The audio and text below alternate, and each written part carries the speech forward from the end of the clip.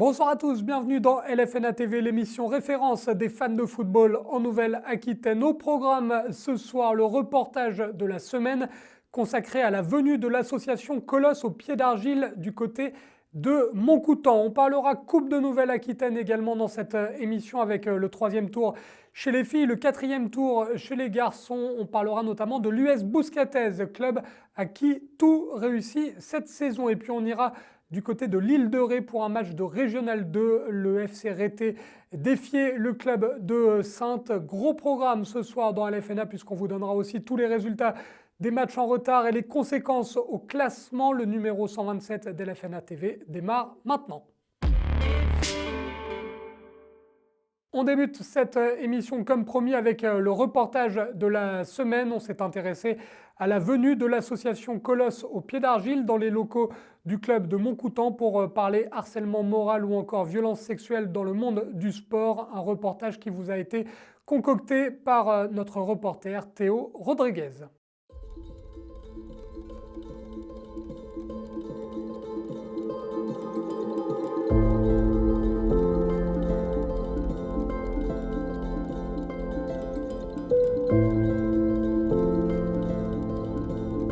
Ce soir à Montcoutan, ce qui se passe, c'est une réunion publique, ici à la salle Bel Air, à Montcoutan, sur une action de la Colosse au pied d'argile, qui va intervenir pour sensibiliser sur tout ce qui est les agressions sexuelles, les violences sexuelles et le bizutage.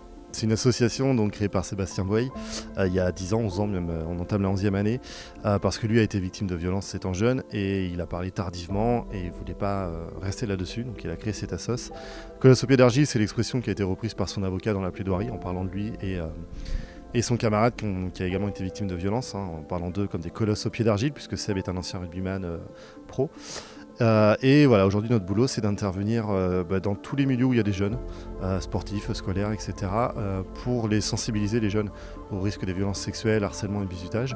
Et on intervient aussi auprès des adultes qui encadrent les jeunes, profs, encadrants dans le milieu du sport, etc.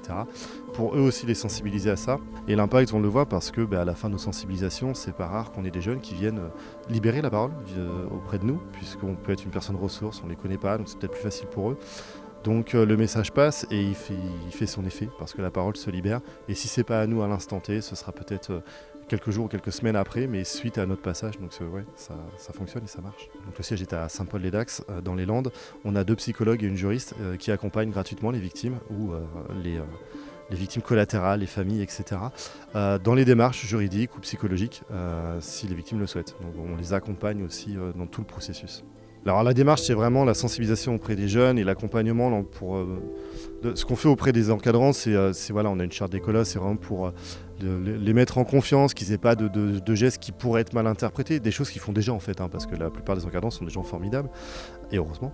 Mais on accompagne beaucoup les jeunes, mais effectivement, il y a des groupes de parole qui ont été créés aussi chez Colosse pour les hommes victimes. Ça tenait à cœur à Sébastien de créer ce groupe de parole, et donc pour les hommes, des adultes qui ont été victimes, et c'est un groupe de parole. On a aussi un programme de résilience pour les jeunes sur plusieurs jours, sur plusieurs semaines qu'on accompagne, etc. Donc voilà, on accompagne effectivement tout public.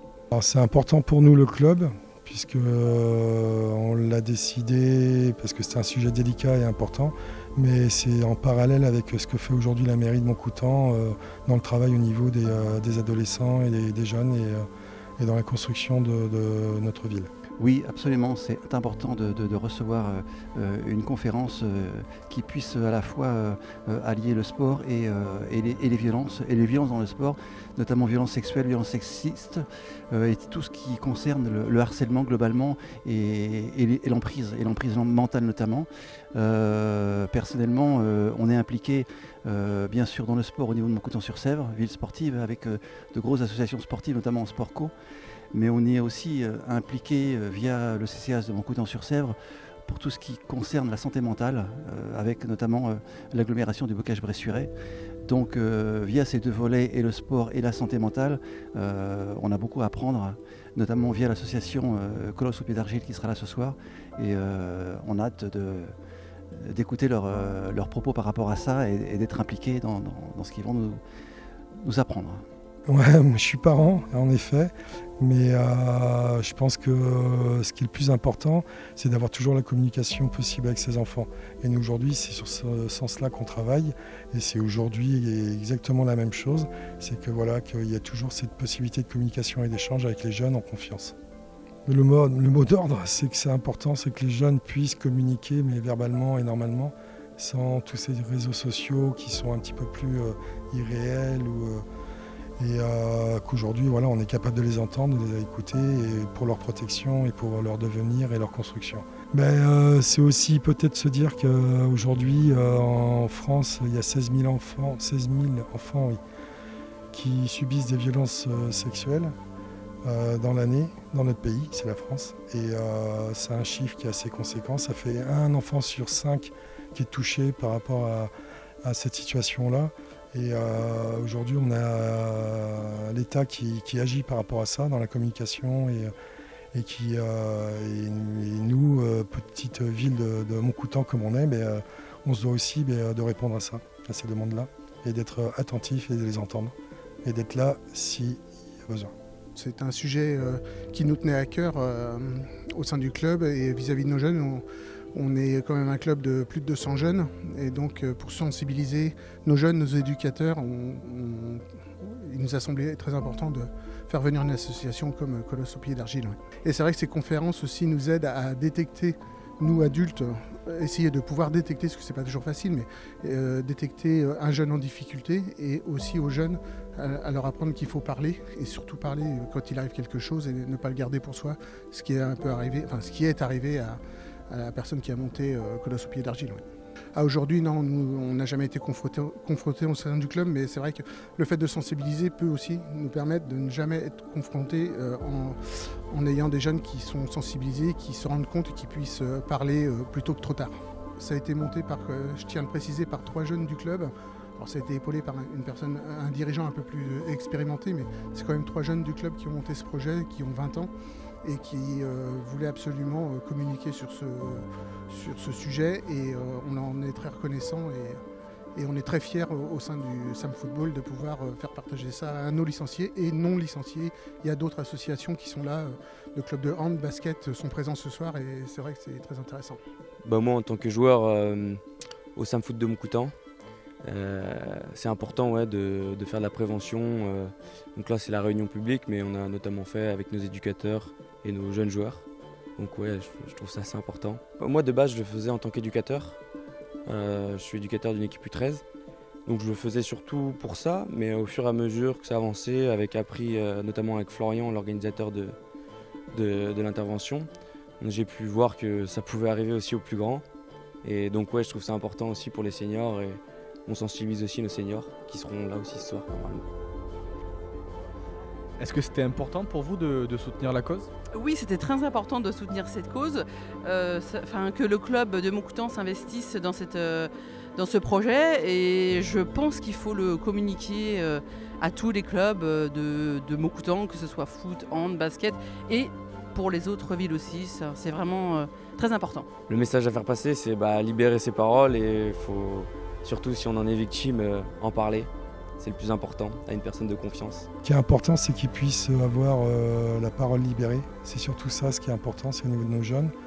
Et qu'ils puissent se construire ados et ensuite adultes et dans la construction et l'épanouissement d'un être humain. Voilà.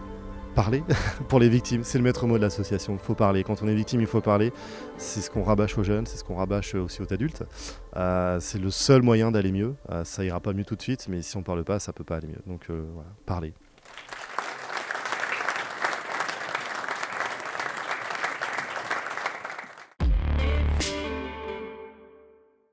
On ouvre une large page consacrée à la Coupe de Nouvelle-Aquitaine qui se jouait ce week-end un petit peu partout dans la région avec galanterie oblige les résultats chez les filles. Tout d'abord, le 3e tour de la Coupe dans le clan féminin. Il n'y a pas eu de surprise, la hiérarchie a été respectée sur tous les terrains. Vous le voyez, victoire large de la réserve des Girondins de Bordeaux.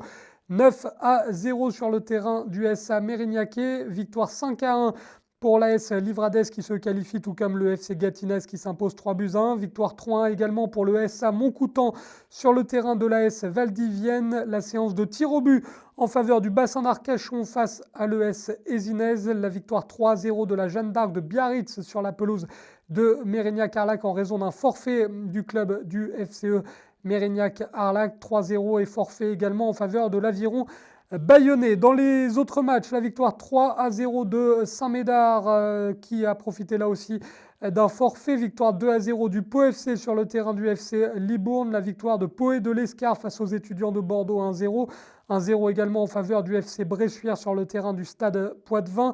Le carton pour l'ES La Rochelle 11-1 sur le terrain de Saint-Palais Sport Foot. Victoire 6-3 de Sainte-Marie face à Sarlat-Marcillac et la victoire 3-0 des Genêts d'Anglette face au GF Sudland qui a été forfait pour cette rencontre. Ligugé s'impose 6-0, victoire 2-0 de Jaunet-Marigny. Victoire au tir au but pour la réserve de Châtellerault face à Échiré. La victoire 5-1 de Trélissac-Anton-Périgord sur le terrain de l'AS Saint-Pantaléon. La victoire 1-0 d'Oradour-sur-Ver face à Cornillois. La victoire 3-0 de Rochefort contre Saint-Roman. La victoire 3-0 également de Jarnac Sport face à Saint-André-Cubzac. 3-0 pour l'ASJ Soyaux-Charentes sur le terrain de Jonzac-Saint-Germain. Et puis deux autres résultats avec le Pôle Palois FF qui s'impose à Talence 2-1 et la victoire au tir au but pour l'US Montmorillon sur sa pelouse face à l'US Guérétoise. Chez les garçons, on jouait le 4e tour de la Coupe de Nouvelle-Aquitaine avec pas mal de résultats à vous donner. Mais tout d'abord, un résumé consacré à l'US Bouscatez, un club à qui tout réussit en ce début de saison, leader de son championnat et qui voulait confirmer en coupe avec un derby contre les étudiants de Bordeaux du côté du Bouscat, l'US Bouscatez, suivi par notre correspondant en Gironde, Rémi Penet.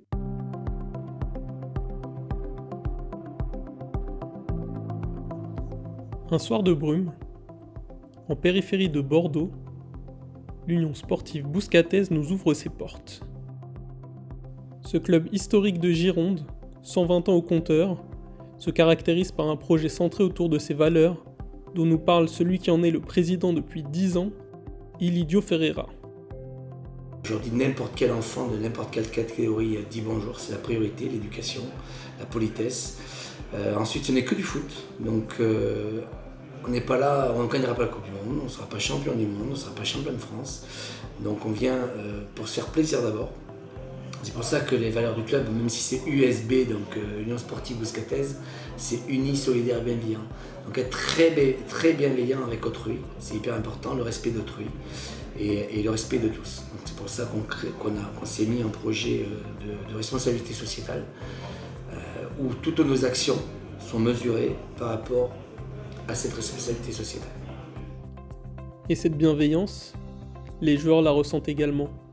C'est le cas du capitaine de l'équipe première, Lucas Lapère, arrivé il y a 1 an et qui se sent déjà comme chez lui. Moi, pour être honnête, sur Bordeaux, j'ai fait 3 clubs et c'est celui où je me sens le mieux. Franchement, c'est vachement familial, on retrouve des vraies valeurs en fait, avec des belles personnes, que ce soit le président, que ce soit les personnes qu'il y a autour, qui œuvrent pour le bon vivre du club, on va dire. Et c'est un club familial, dans Bordeaux, un club familial où tout le monde se connaît, tout le monde vit un petit peu pour les autres, pour les plus jeunes, pour les moins jeunes, etc. Et c'est quelque chose en fait qui œuvre bien sur le roulement du club grâce aux bénévoles. Et cette famille, elle ne cesse de s'agrandir. Le club s'appuie aujourd'hui sur 51 bénévoles et quelques 770 licenciés. Parmi ces licenciés, une nouvelle section a récemment vu le jour. On a créé aujourd'hui donc, une section féminine qui n'existait pas. On n'avait pas une section féminine depuis plus de 10 ans. On a recréé, donc, on a à peu près une 40aine de gamines mineures. Donc, et on a eu l'opportunité de créer une équipe féminine senior que l'on a fait. Voilà, l'objectif c'est d'avoir sur les 2 prochaines saisons à peu près 100 féminines. Ce développement de la structure passe également par un développement des installations. Si le club est déjà bien doté avec 4 terrains dont un synthétique, 6 vestiaires et une infirmerie, un projet est en préparation. On a des vestiaires, ce qu'on appelle des vestiaires collectifs, donc avec une douche pour 2 vestiaires, donc de façon à améliorer la réception et l'accueil des filles, on fait construire donc 6 vestiaires, c'est-à-dire 4 vestiaires joueuses, 2 vestiaires arbitres, et en R+1, donc une salle de réunion pour nos éducateurs, puisqu'on a plus de 50 éducateurs au club formés.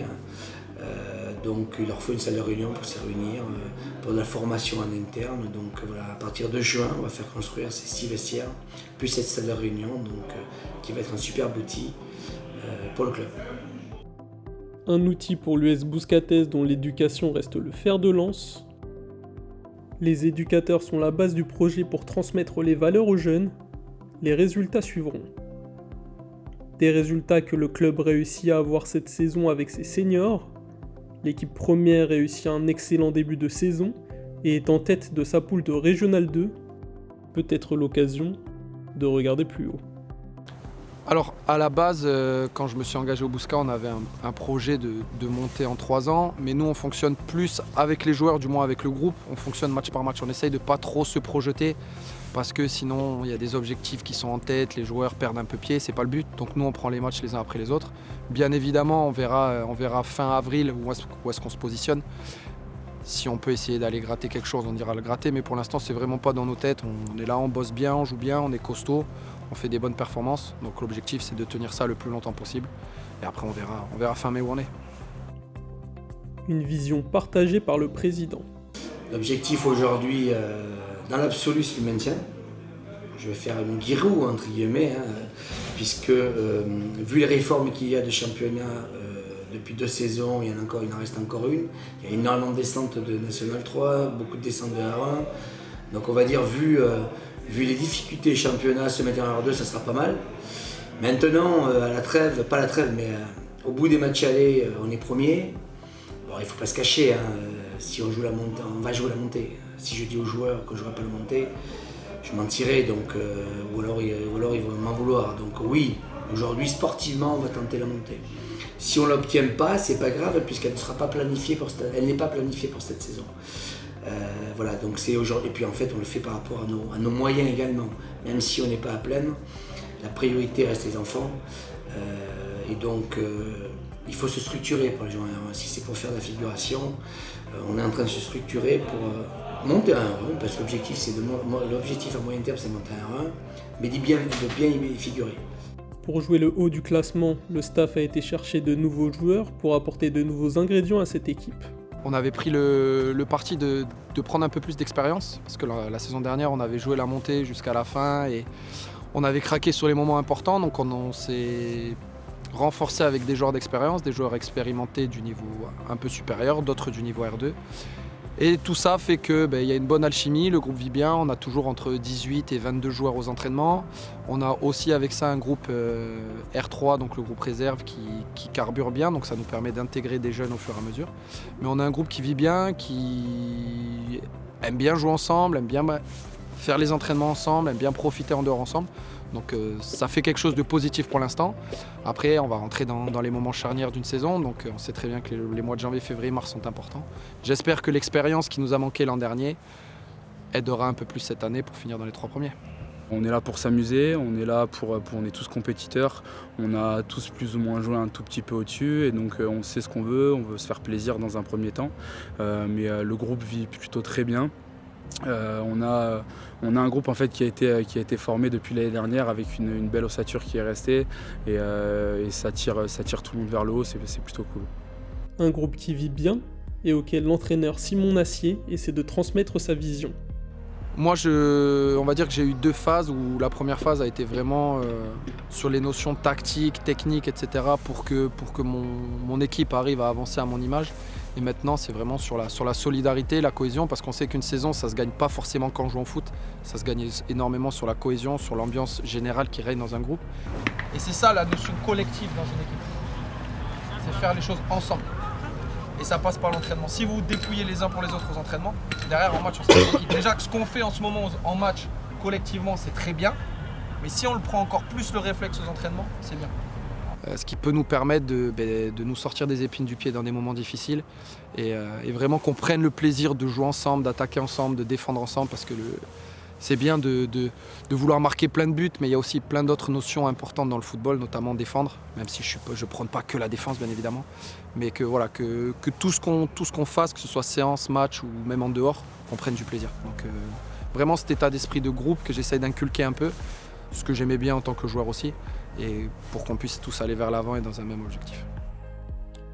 Et le prochain objectif qui attend cette équipe, c'est un match de Coupe d'Aquitaine contre l'équipe du Bec. On sait que c'est toujours une bonne équipe qui a pas mal d'étudiants, c'est souvent joueur. Moi je connais un des coachs de là-bas, donc j'ai un petit peu discuté avec lui depuis que le tirage a été fait. Et on a tous conscience, nous en interne ici, que c'est une belle équipe, que ça va être un bon match accroché. Donc va falloir être sérieux comme d'habitude. Rendez-vous est pris pour ce match de coupe. Top, oui. Sortez fort. Top, oui. Match inversé pour cette rencontre de Coupe d'Aquitaine. C'est l'US Bouscatès qui reçoit le Bec dans son stade des Écus. Le Bouscat part favori, mais on le sait, en coupe, tout est possible. Surtout avec cette équipe du Bec, première de son championnat de D1 et qui joue la montée en Régional 3.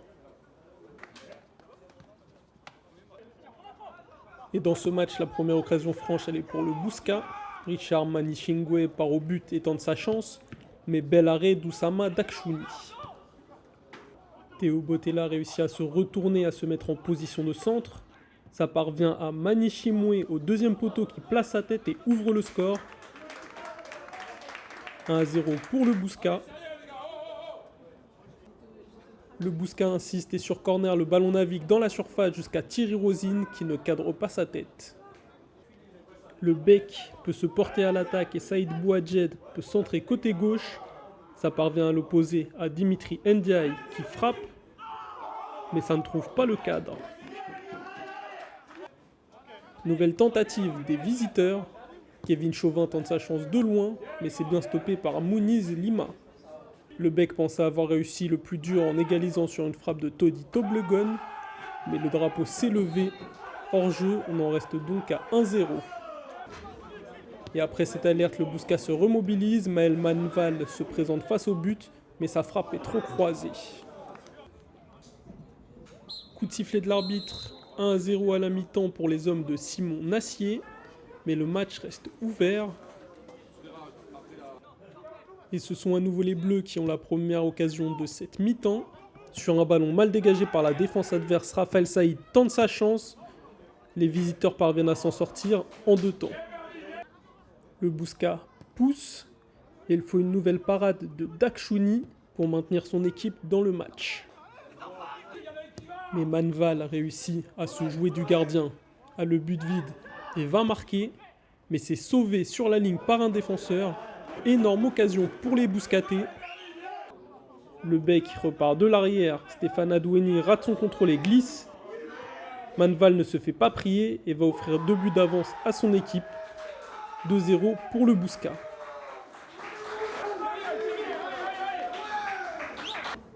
Et après un bon jeu à 3 sur le côté droit, c'est à nouveau Manval qui est trouvé dans la surface, mais sa tête passe juste à côté du but des visiteurs. Spas Valais va avoir la balle de l'espoir pour son équipe, mais trouve la barre. La défense bleue finit par se dégager. Ce sera la dernière occasion de ce match. Le Bouscat s'impose sur sa pelouse et se qualifie pour le tour suivant de Coupe d'Aquitaine. Pour le Bec, le plus important reste le championnat. Moi, j'ai qu'à féliciter les garçons parce qu'ils ont appliqué à la lettre ce qu'on avait mis en place.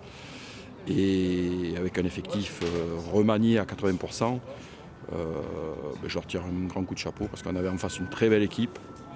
Et on a fait pas jeu égal parce qu'ils sont quand même au-dessus, mais on les a bien embêtés.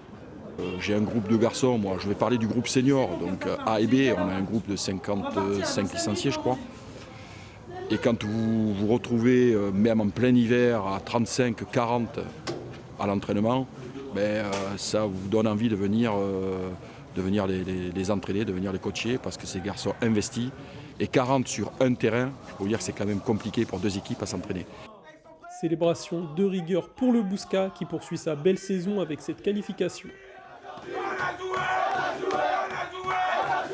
Alors on a affronté une équipe du Bec joueuse qui est premier de son championnat et nous aussi.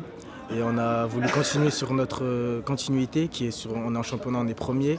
Et en Coupe d'Aquitaine, on voulait remarquer un grand coup. Donc on a gagné 2-0 et on a suivi les consignes du coach et on a gagné tranquillement le match. D'abord on fait une phase de possession, après il y a une transversale sur le côté gauche. Et il y a Théo Botella qui était notre attaquant gauche qui fait un centre. Et j'arrive au second poteau et pof, je mets de la tête et voilà. C'était mon premier but de la tête cette saison et ça faisait longtemps que je n'avais pas marqué de la tête donc ça fait plaisir.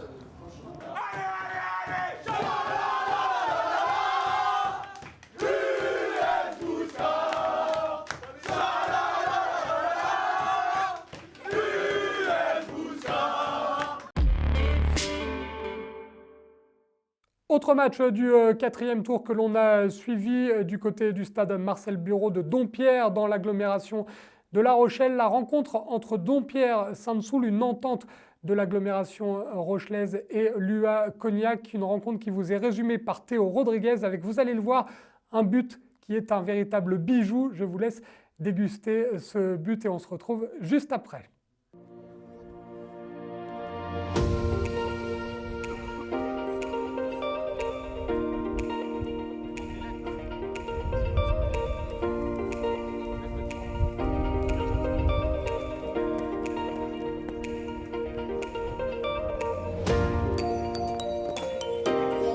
Quatrième tour de Coupe de Nouvelle-Aquitaine, le football club Dompierre-Sainte-Soule recevait l'Union Amicale Cognac Football au stade Marcel Bureau de Dompierre-sur-Mer.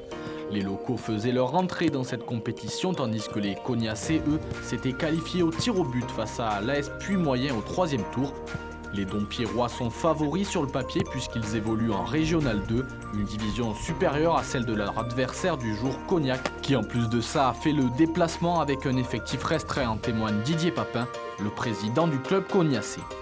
Un peu stressé parce qu'on se déplace à 11 aujourd'hui, on est en effectif réduit, donc sachant que Dompierre sont une équipe au-dessus de nous, donc un peu stressé quand même. Mais bon, on va prendre le match comme il vient. Je suis confiant, on peut créer la surprise aussi, parce qu'on a quand même de bons joueurs, donc voilà. Les joueurs sont prêts et ils entrent sur la pelouse. L'arbitre de cette rencontre, M. Azouak, va pouvoir donner le coup d'envoi de ce match. Le match démarre fort pour les joueurs de Dompierre-Sainte-Soule. Bézagu est retrouvé dans la surface et tente de la remettre dans son dos. Mais la défense avait bien coupé, ça profite à Elion qui frappe du gauche. C'est stoppé, mais derrière Lutz Lemoine reprend ce ballon et n'a plus qu'à la pousser au fond des filets. Il va permettre à son équipe d'ouvrir le score très tôt dans ce match. Ça fait 1-0. 3 minutes plus tard, Jolivet reçoit une passe à 25 mètres. Joli contrôle pour éliminer son vis-à-vis et déclenche une frappe du droit. Le portier adverse n'a pas bougé. Le latéral dompierrois alourdit le score, 2-0. Ce ballon aérien est repris de la tête par Pézeron pour Bézagu qui dévie de la tête pour Pitor dans le dos de la défense. Il s'avance et prend sa chance, mais Gérard fait un bel arrêt pour repousser la tentative. Jolivet côté gauche gagne son duel et centre ce ballon pour Pitor qui reprend de la tête. Mais encore une fois, Gérard s'envole pour sortir ce ballon. Bézagu reçoit le ballon dans l'axe, il prend sa chance du gauche. Mais le portier cognacé s'illustre à nouveau. « 45e minute, l'arbitre renvoie tout le monde au vestiaire. À la pause, Dompierre-Sainte-Soule mène 2-0 après une première mi-temps parfaitement menée et surtout aucune occasion concédée. Bonne première mi-temps, on a bien joué et marqué rapidement puisque 2-0 au bout de 10 minutes à peine. On peut le voir derrière moi d'ailleurs. Après ça s'est un peu équilibré et un petit peu calmé. Voilà, on n'assiste pas à un super grand match. Mais bon, le principal pour nous c'est la victoire, donc pour l'instant tout va bien. La coupe, même si c'est pas, ça sera compliqué d'aller au bout, il faut être très clair. C'est pas le but principal de cette année. Le championnat reste la priorité, mais surtout la montée de l'équipe réserve reste la priorité du club aujourd'hui. Si la première peut faire quelque chose, ce sera très bien, mais ce n'est pas l'objectif de cette année. Notre club veut faire monter impérativement notre réserve. Voilà. Au retour des vestiaires, les locaux continuent de pousser à l'image d'Elion qui gagne son duel face à deux cognacés et enroule du gauche, mais sa tentative est repoussée. Jolivet récupère ce ballon et centre second poteau pour Bézagu qui tente le ciseau et va tromper le portier cognacé. Magnifique but de l'attaquant dompierrois qui s'illustre avec ce superbe geste. Dompierre Sensoul prend le large 3-0. Corner pour Jolivet, c'est frappé dans la boîte, mais la tête de Renaud s'envole au-dessus de la transversale. Lapierre retrouve Pitor dans l'axe qui gagne son duel au physique et peut la donner à Menu dans la profondeur qui, en tombant, parvient à frapper ce ballon et marque à son tour. Le score évolue, ça fait 4-0.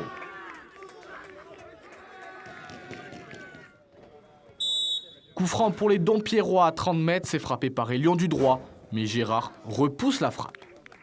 68e minute, nouveau corner pour Dompierre Sensoul, c'est frappé premier poteau pour Pézeron qui reprend de la tête et trompe la vigilance de Gérard. Le score évolue encore 5-0.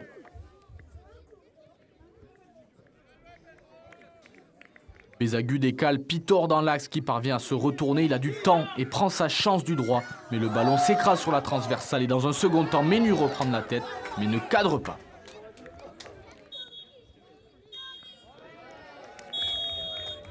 Le score en restera là. Dompierre Sensoul s'impose 5-0 face à Cognac et se qualifie pour le 5e tour de cette Coupe de Nouvelle-Aquitaine. Malgré ce score, Michael Boriné est satisfait par le travail fourni collectivement. Compliqué, on en prend 5, ça fait jamais plaisir.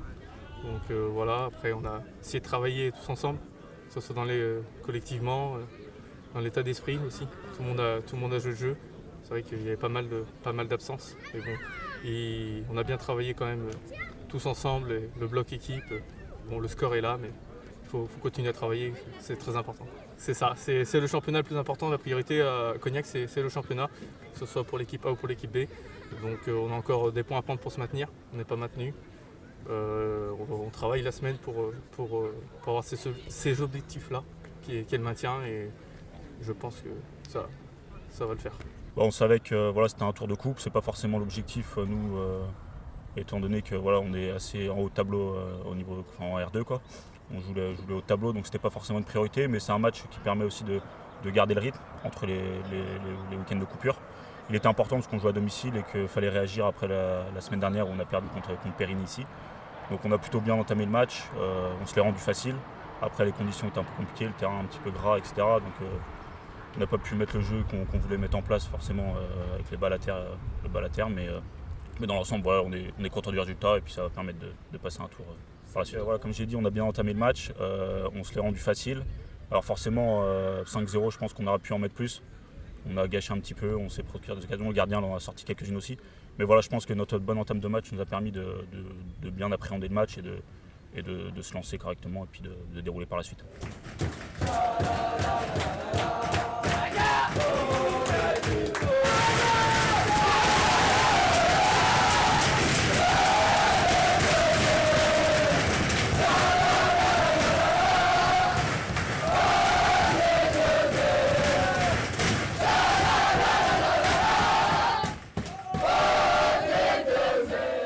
Voici tous les résultats en tableau de ce 4e tour de la Coupe de Nouvelle-Aquitaine avec l'exploit du week-end qui a eu lieu dans le Lot-et-Garonne. L'AS Lognacaise, club de Détroit, a battu le FC Saint-Médard-Angel, club de R1 sur le score de 2-1. 5 niveaux séparaient les deux équipes. L'autre énorme surprise de ce 4e tour, c'est Floirac, club de Détroit, qui a battu le FC Sud 17, club de R3 sur le score là aussi de 2-1. Les résultats complets avec la victoire de Boulazac 5-1 face à Trélissac Anton Périgord.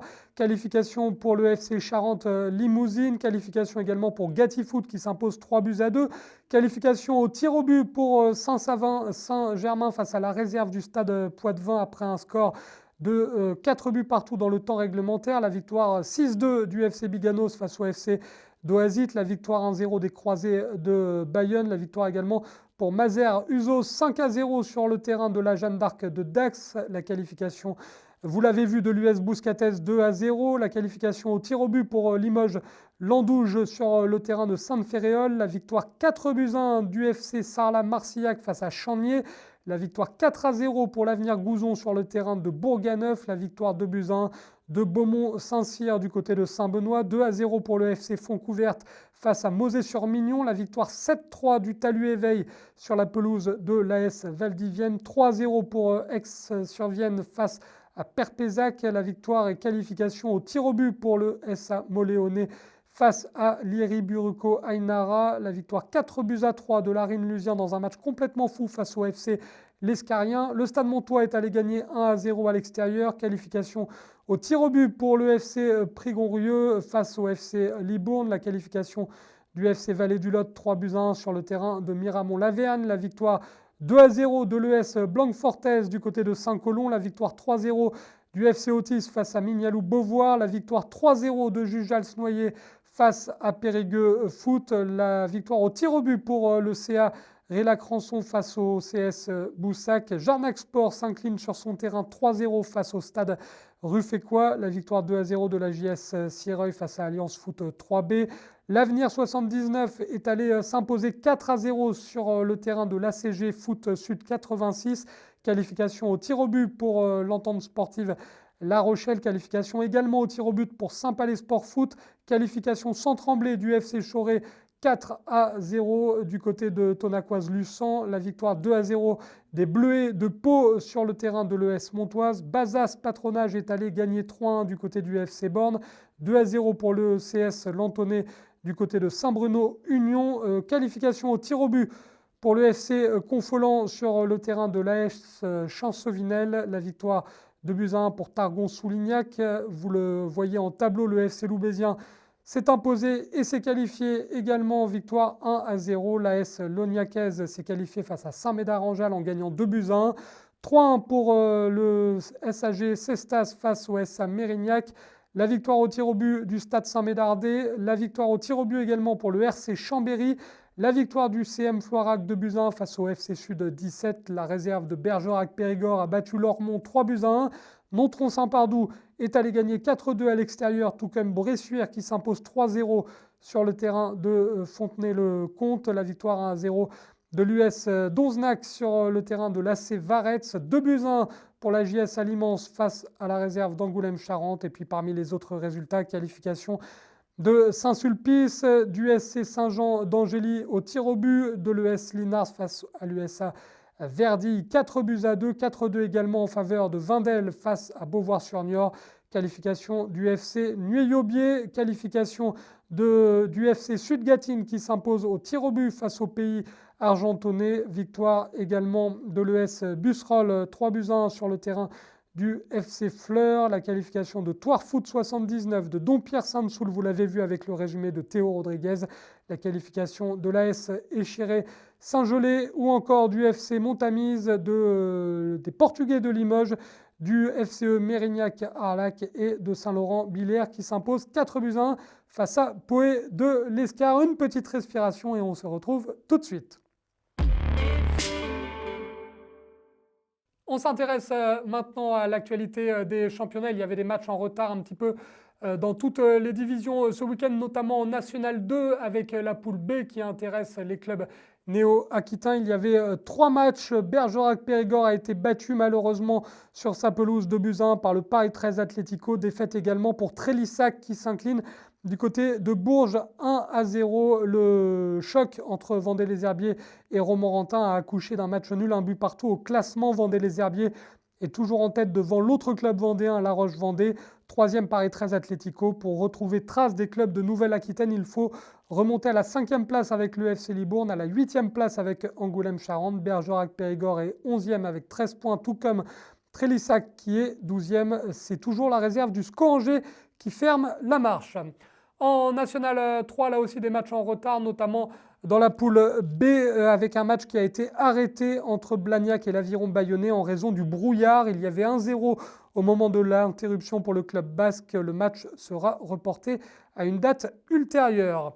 Dans la poule C, l'US Chauvigny jouait un match en retard ce week-end et a concédé le nul, un but partout à domicile face à Bourges Foot. Conséquence au classement, l'US Chauvigny est 10e désormais avec 17 points au compteur. Le leader se nomme toujours le FC Montlouis avec 34 points. La lanterne rouge, toujours le FC Chambray avec 7 points. Dans la poule D, il y avait des matchs pour le FC Choré et pour la réserve des Chamois niortais. Vous le voyez, défaite 3-0 pour la réserve niortaise sur le terrain du FC Chaland 85. Défaite 3-0 également pour l'autre club des Deux-Sèvres, le FC Choré, qui s'incline à domicile face à Vendée Poiré Foot. Vendée Poiré Foot qui prend la tête des opérations dans cette poule D de National 3 devant la réserve du FC Nantes. Du côté des clubs de Nouvelle-Aquitaine, Choré est 8e avec 17 points. La réserve des Chamonix-Niortais juste derrière à la 9e place avec 14 points. On s'intéresse maintenant aux résultats en Régional 1 avec tout d'abord Galanterie oblige le championnat féminin. Il y avait un match du côté du CMO Bassins ce week-end, match en retard face à Limoges Football. 3 buts partout au terme d'une rencontre spectaculaire. Le CMO Bassins est désormais 8e avec 11 points. Limoges Foot est 6e avec 16 points. Toujours en Régional 1, mais cette fois chez les garçons, dans la poule A, il y avait 2 matchs à rejouer. Le S Guérétois s'est incliné 3-0 à domicile face au CA Neuville.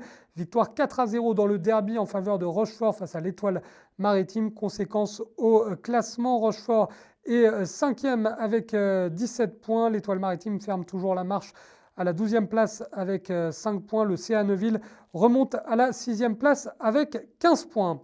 Dans la poule B, il y avait un match en retard ce week-end à rattraper. Le CS Fétia s'est incliné du côté de Couzec-Chaptla 3-0 avec désormais la 6e place pour l'USCC. Le CS Fétia est quant à lui 9e avec 12 points. Et on termine cette émission avec un match en retard de Régional 2. Direction la poule A de ce championnat avec un match en retard de la 7e journée du côté de l'île de Ré. Le FC Rété face à Saintes, un match 100% Charente-Maritime qui vous est résumé par le tandem Lucas Rioux, Maxime Chauveau.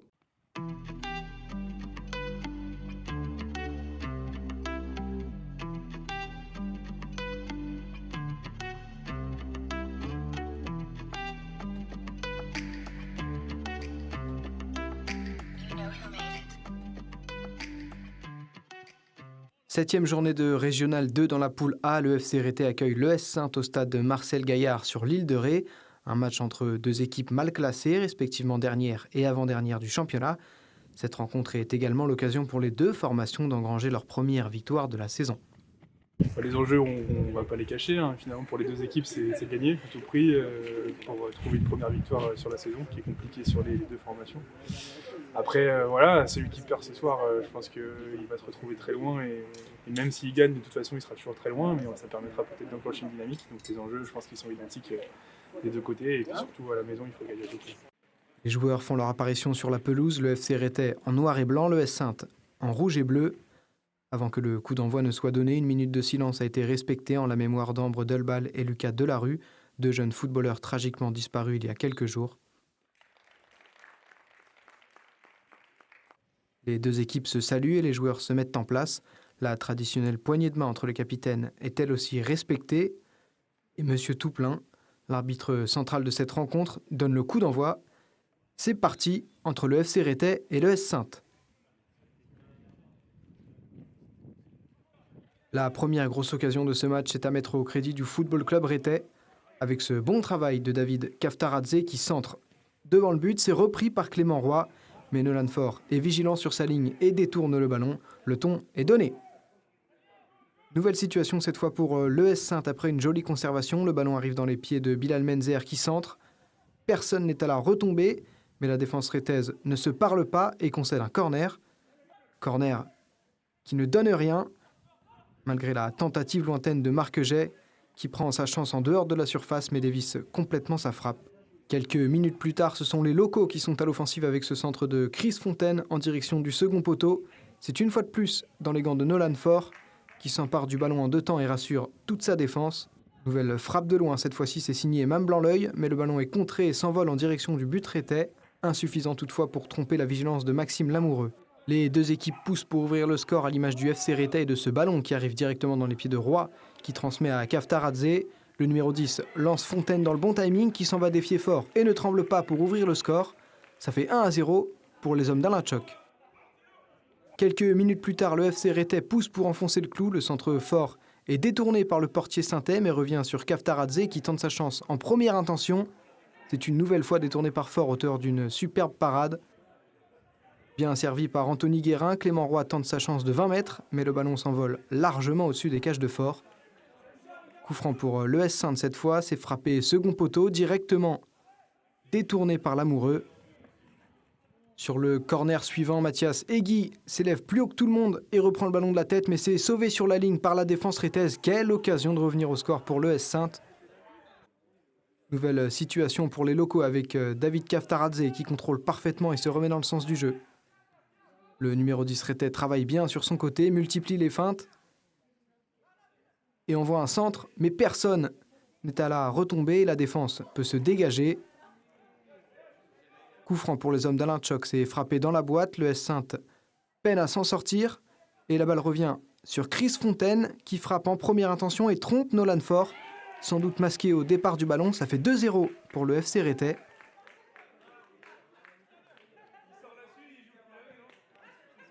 Sainte doit réagir et Victor Nassi passe tout près de reprendre le ballon d'une subtile Madjer mais ne peut que l'effleurer.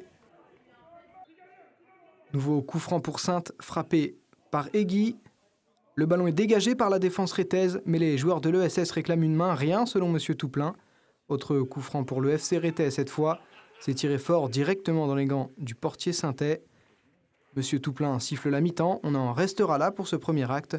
À la pause, c'est le FC Rétais qui mène 2-0 face à l'ES Sainte. Dès le début de la seconde mi-temps, la formation entraînée par Jérôme Méchin pousse pour tenter de revenir au score, mais cette frappe trop écrasée vient se loger directement dans les gants de l'Amoureux. Encore un coup franc pour Sainte, c'est bien frappé sur la tête d'Hugo Morin. Le ballon prend la direction de la lucarne, mais est parfaitement boxé par un Maxime Lamoureux attentif et auteur d'une nouvelle parade sur ce temps fort saintais. Autre situation pour Sainte avec cette touche sur Morin qui contrôle et frappe instantanément. L'enchaînement est superbe, mais n'inquiète pas l'Amoureux. Pas de réussite non plus sur ce coup de pied arrêté de Morin. Le ballon s'envole bien au-dessus des cages rétaises. Le ballon pour le FC Rétais avec Aliou Diop qui ouvre le jeu, c'est dévié par la tête de Rambo qui lance Kaftaradze dans la profondeur. Le numéro 10 se présente face à Faure et l'élimine d'un passement de jambe parfait avant de conclure dans le but vide. Le FC Rétais s'envole 3-0 pour les locaux.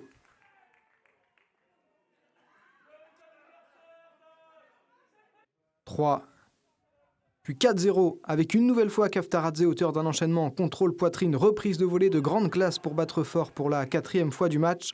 L'ES Sainte ne reviendra pas. Enfin, la dernière occasion de ce match est également pour les locaux avec cette frappe sur laquelle Faure se couche parfaitement.